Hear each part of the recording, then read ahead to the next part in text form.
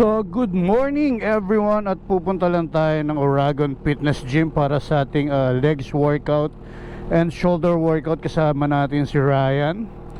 Si Ryan, kung natatandaan nyo, ay manggagaling pa ng Cainta, Rizal. So bumabiyahe siya from Monday to Thursday from Cainta, Rizal to Tansa para lang makasabay natin mag-workout. So si Ryan, kasabay na natin siya mag-workout since last year pa, no? So tayo nakapagpabago. Bakit may gas-gas to? Nakapagpabago nung kanyang katawan, kaya talagang effort siya na bumiyahe from Cainta, Rizal to Tansa para makasabay tayo mag-workout. So nakakatuwa naman. And then nagpapasalamat din ako kay Raya, kasi kung di kay Raya, malamang di pa rin ako bumabalik sa gym ngayon. So nakita ko kasi yung effort ni Ryan na mag-workout, no? So yung motivation niya, motivation niya na bumabiyahe, gigising ng 4:30 ng madaling araw, or aalis ng 4:30 ng madaling araw sa Cainta, tapos mabiyahe rito para lang makapag-workout. So samantala ako, ang lapit-lapit ng bahay ko dito sa gym, tapos hindi ako mag-workout dahil tinatamad ako. So na-motivate ako kay Ryan na bumalik uli sa gym. So ngayon parang pang ilang linggo na namin, or almost 1 month na kaming sabay nagbubuhat.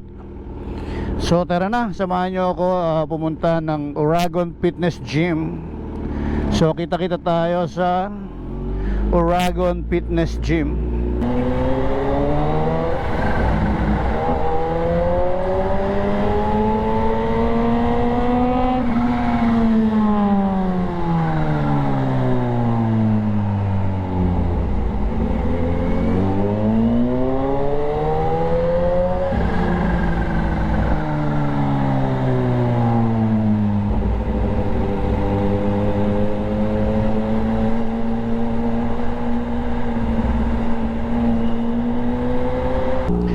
So ayan, at tapos na tayong mag-workout, at napakasarap naman ng ating workout na leg shoulder tayo.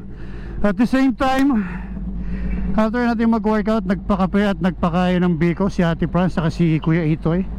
Sila yung owner ng Oragon Fitness Gym. Dito lang yan sa taas ng 7-Eleven, sa may bigatan, sa may landmass. Sa taas siya ng 7-Eleven. Hello kay Ate Franz. So yun, kumakaway-kaway. So shoutout kay Ate Franz. Pumalik ka ng gym ng gutom, uuwi ka ng busog. Sarap naman.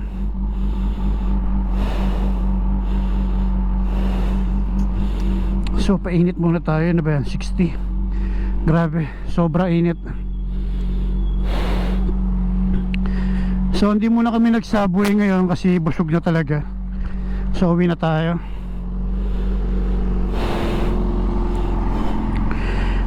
Shit, ang init.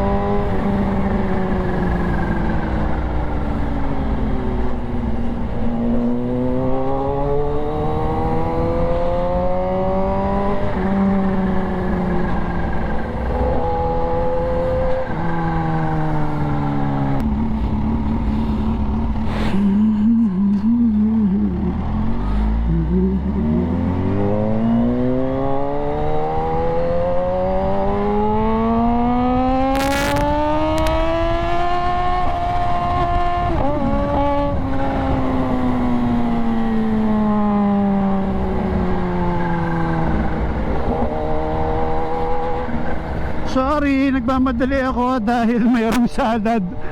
May fruit salad sa likod ng bag ko, tsaka may cake matutunaw. Actually mukhang tunaw na, nararamdaman ko yung lamig sa likod ng bag ko. So gusto ko lang mag-thank you kay Ryan, no? Nag-gym kami pero binigyan ako ng fruit salad at saka ng cake, pasaway. Pero syempre appreciate natin yun. So thank you kay Ryan. Ayan, pauwi na rin siya ng ano ngayon, ng Cainta, no?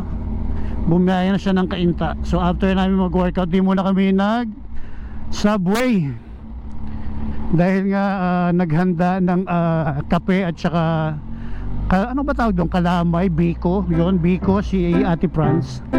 So nagkaroon ng konting kainan. Actually malimit naman si Ate Franz pag umaga. Sobrang spoiled namin kay Ate Franz at kay Kuya Itoy pag nagbubuhat kami sa umaga. Kundi merong ginataang bilo-bilo tawag sa amin doon, tsaka may saging, may gabi, may ube, ganun. Tapos kanina yun nga, coffee at saka Biko. So ayan, shoutout ko lang muna ulit, Uragon Fitness Gym, dyan sa may taas ng Bigatansa. So shoutout kay Sir Itoy tsaka kay Ate Franz. Then shoutout na rin natin mga nakasabay natin sa gym, si Alvin na may abs. So shoutout kay Alvin na may abs. So ayan, dito ko natatapusin yung ating kapirazong video na galing lang tayo sa gym sa workout. So ayan, hinihingal ako. So bye bye everyone, dito tayo sa bahay. Okay, bye bye.